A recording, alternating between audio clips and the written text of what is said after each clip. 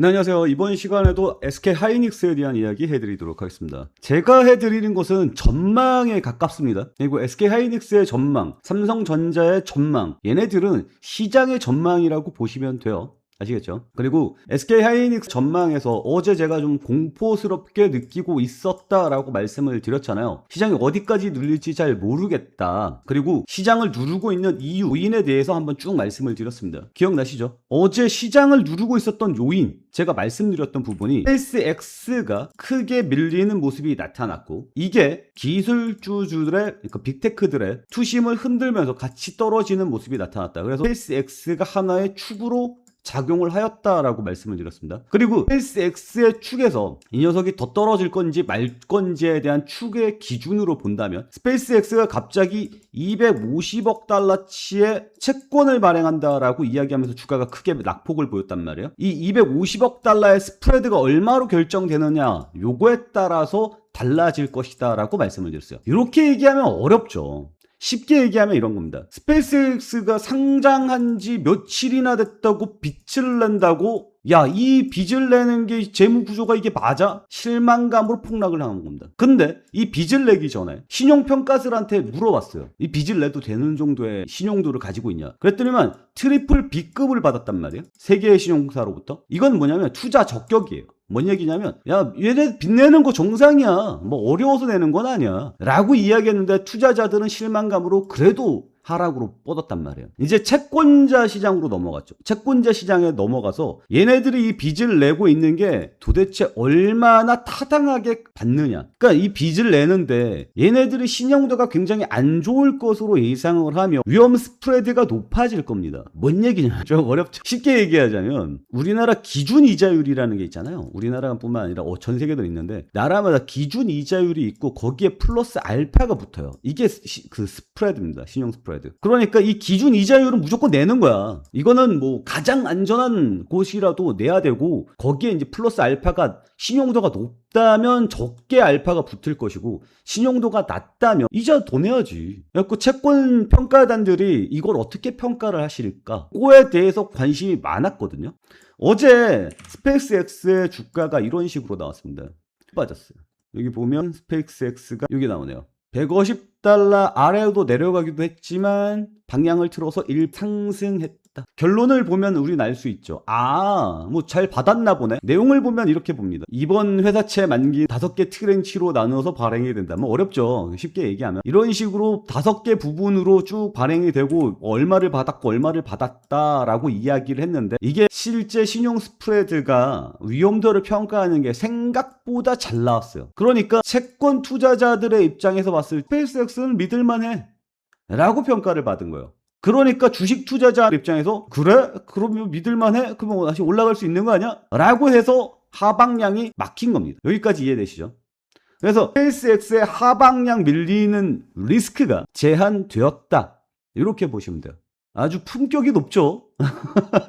유튜브를 보는데 이 정도로 이렇게 거시경제 잘 설명해 주는데 별로 없죠. 주식 유튜버 중에. 그러니까 구독과 좋아요 눌러주시기 바랍니다. 그래서 스페이스X는 일단 한소끔 식었어요. 그러면 문제는 이거거든요. 기술 폭은 지속되었습니다. 그래서 마이크론이 13, 샌디스크가 14, 겁나 세게 떨어지는 모습이 나타났습니다. 그러니까 시장에서 바라보는 건 이거예요. 지금 유례를 찾아볼 수 없는 투자가 일어나고 있고 투자가 일어나고 있으니 유례를 볼 수 없는 주가 상승세가 나와주고 있어요. 우리나라도 마찬가지입니다. 그러니 사람들이 과거 경험이라는 게 있잖아요. 우리는 많은 폭락 사태를 맞았단 말이에요. 많은 폭락 사태 속에서 이런 식으로 올라가면 결국은 이런 식으로 떨어지는 사태를 그동안 30년 넘게 계속해서 맞아왔단 말이에요. IT 버블이라는 것들을. 그래서 지금 이게 IT 버블로 인해서 올라가는 것이냐 뭐 이런 식으로 평가하는 사람들이 많죠. 근데 일각에서는 또 이렇게 이야기를 하고 있잖아요. 실적이 받쳐주지 않느냐. 실적이 이런 식으로 급격히 상승하는 경우가 유례를 찾아볼 수 없었다. 그러니까 지금 현재 이런 식으로 올라가는 것은 우리가 경험을 못했을 뿐이지 이게 바로 뉴 노멀이다. 그래서 이 상승세는 적합하다. 이렇게 좀 평가를 하는 두 분으로 나뉩니다. 근데 지금 투자는 내년까지 계속해서 더 늘려나갈 거라고 이야기하니까 이 상승세는 지속될 가능성이 높아요. 제가 봤을 때는 이 뉴노멀이 맞습니다. 그런데 중간중간에 폭락 사태가 나오죠. 그래서 최근에 변동성이 커지는 겁니다. 그러면 그 가늠자를 봐야 되거든요. 이게 과연 실적이 받쳐주면서 올라갈 것이냐. 실적에 대해서 사람들이 관심이 많아지고 그 가늠자를 보게 되는 게 25일 날 발표되는 브로드컴의 실적, 마이크론의 실적입니다. 그러니까 마이크론이 반도체를 얼마나 잘 팔았느냐를 봐야 돼요. 얘네 실적이 과연 지금도 메모리 호황기 속에 있는 거고 향후 메모리 호황기 속에도 계속 들어갈 것인지, 지금 주가가 이렇게 가파르고 올라가는 것이 정당하게 평가가 되는 게 맞는지, 이 실적에 대해서 계속해서 사람들이 주목을 해보고 있는 거죠. 그래서 25일 날 발표됩니다. 지금 현재로서는 한 분기 10%가 뛸 것으로 전망을 하고 있어요. 그래서 이게 예측치만큼만 나와줘도 호황을 재확인하는 겁니다. 그러면 다시 또 상승세 또 나와요. 근데 여기를 하회하면 또 거품 우려가 있죠. 참고로 6월 25일에는 마이크론 실적 발표가 나오고요. 7월 8일쯤에는 작년 25년도 7월 8일에는 삼성전자 실적 발표 있었거든요. 잠정 실적 발표. 그러니까 올해도 그쯤이지 않을까라고 예상을 해볼 수 있어요. 그럼 이제부터 삼성전자라든지 SK 하이닉스의 주가 흐름이 실적이 계속 유지가 되느냐에 관심을 많이 받고 갈 거란 말이에요. 근데 참고적으로 말씀드리면 6월 1일에서부터 6월 10일까지 우리나라 반도체 수출량을 봤는데 역대 최고가 나왔습니다. 또 역대 최고가 나왔어요. 그러니까 실적은 무조건 받쳐준다. 이렇게 보시면 좋을 것 같습니다. 다만 주가가 너무 가파르게 올라서 이게 과연 되는 거냐? 요걸 보는 거죠. 어쨌거나 분기점은 6월 25일에 발표되는 마이크론의 실적, 요걸로 보시면 좋을 것 같아요. 근데 그나마 좀 다행이라고 보는 게 최근에 미국에 있는 빅테크들의 주가가 이틀 동안 꽝 하고 쳤단 말이에요. 우리는 다들 알고 있어. 방향은 우상향이라는 걸 알고 있는데 이런 식으로 올라가는 건 부담스럽다 이거지. 그러니까 조정 받으면서 가라 이거야. 근데 이틀 연속 꽝꽝 크게 떨어졌잖아요. 10몇 %씩 떨어졌단 말이에요. 그러면 조정받은 거 아닌가? 라는 식의 심리가 어느 정도 나와 있는 상황에서 마이크론의 실적 발표가 나온다. 그러니까 슬슬 바닥 잡을 때가 되지 않았느냐. 요런 관점으로 이제 슬슬 접근해야 될 때가 왔습니다. 그러면 이걸 SK 하이닉스에다가 적용을 시켜버리면 이런 식으로 됩니다. 지금 SK 하이닉스가 주가가 이런 식으로 올라가고 있는데 이거를 이렇게 보도록 하죠. 어때요? 너무 무섭게 올라갔어요. 너무 무섭게. 장난 아니지 않습니까? 한 10만원 언저리 왔다 갔다 하던 게 지금 300만원을 찍었단 말이에요. 보이죠? 그러니 모가지가 부러질 것 같아. 30배 올랐단 말이야 지금. 그러니까 여기서 더 올라갈 거라고 예상하는 게 맞냐? 라고 봐야 되는데 일단 내년까지는 계속해서 투자가 늘어날 거고 내년까지는 계속해서 매출이 늘어날 라고 보신다면 상승세는 뉴노멀이 맞으니까 이렇게 올라가는 게 맞아요. 그럼 우리가 이 뉴노멀 속에 살고 있는데 이 뉴노멀이 과연 어떤 식으로 평가를 해야 되느냐, 이게 이 각도가 이게 말이 안 되는 각도로 올라가고 있는데 과연 이걸 어떻게 평가를 하느냐를 생각을 해왔을 때 제가 봤을 때는 주가의 흐름을 타는 게 맞죠. 그러면 지금은 강하게 올라가는 게 맞으니까 뉴노멀이라고 하는 게 이격도를 보면 되거든요. 이 몇십 년이야 이거. 10년 넘는 이 동안의 이격도의 정상적인 흐름은 이런 상황이었고요. 여기는 뉴노멀의 이격도입니다. 그리고 뉴노멀로 이격도가 옮겨간 다음에 이 부분을 제외하고 최근에 뉴노멀을 생각을 해보면 여기 부분이 쌀 때예요. 여기 부분이. 미친 것 같은데 여기 부분이 쌀때입니다. 지금 그 쌀때 근처까지 왔어요. 이 각도의 상승세가 계속해서 유지된다라고 전망을 했을 때 지금은 이격도가 요 정도 수준으로 들어온 게 정상입니다. 그래서 여기 이격으로 빠졌을 때가 여기고요.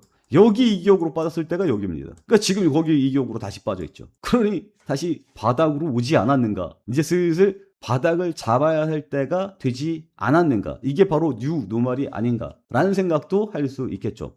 어쨌거나 안정적으로 보기 위해서는 우리는 어떻게 해야 돼요? 예측보다는 흐름을 타면 됩니다. 단 하루하루의 움직임에 너무 들락들락하지 마세요.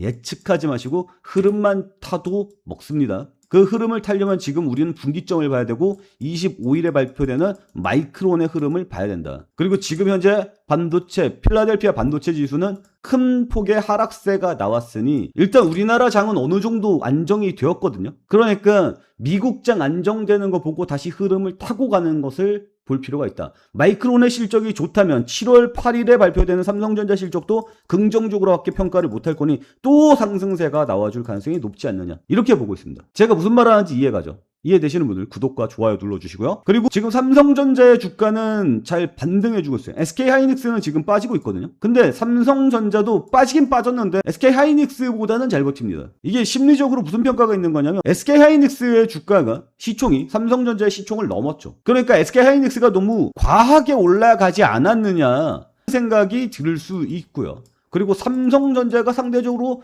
저평가받고 있지 않느냐 생각이 들 수 있죠. 지금 현재로서는 삼성전자가 SK하이닉스보다 최근에 굉장히 약했거든요. 근데 오늘 모습을 보면 이 바람이 살살 변하고 있다는 게 느껴집니다. 그래서 삼성전자 쪽으로 바람이 옮겨가는 거 아닐까?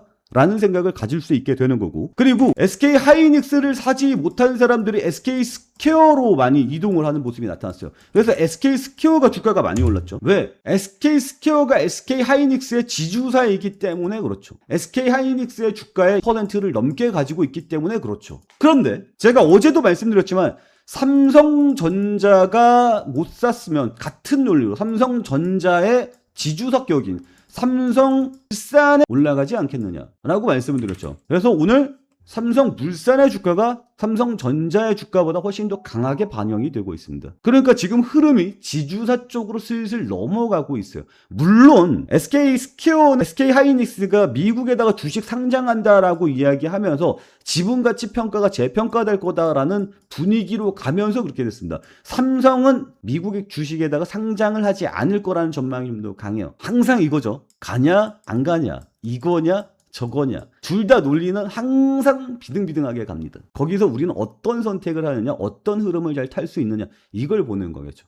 어쨌거나 지금 현재로서는 삼성물산이 눈에 띄고 있다, 흐름을 탈 수 있다, 이렇게 좀 말씀을 드리도록 하겠습니다. 여기에서는 제가 지금 말씀드렸던 부분 중에 가격적인 부분들에 대해서 말씀을 안 드렸습니다. 언제 매수하고 언제 매도해라 라는 저의 가이드라인은 드리지 않았습니다. 저의 가격적인 가이드라인은 저희 텔레그램 방에서 따로 진행을 하고 있어요. 저희 텔레그램 방에서 함께 하실 분들은 SK하이닉스 영상을 봤잖아요. SK하이닉스에 관심이 있으시다는 거였죠. 그러면 SK하이닉스라고 적어서 저희 채팅방으로 들어오시면, 아까 체험이라고 좀 말씀을 드렸는데 저희 방에 들어오시기 전에 약 한 2주 정도의 체험 시간을 드립니다. 그래서 여러분들이 체험을 한번 해보시고 괜찮다라고 판단이 드시면 그때 본 채팅방으로 들어오시면 돼요. 저희 체험방은 당연히 무료로 진행이 되고 있고요. 제 이야기 충분히 이해하시죠? 그러니까 단 2주 정도 체험 한번 해보시는 게 어떨까? 나는 체험을 하고 싶어요 라고 생각하시는 분들은 체험이라고 적어주시면 됩니다. 보면 아시겠지만 영상의 퀄리티 자체, 내용의 깊이 자체가 다른 유튜버들과 많이 차별화되지 않았나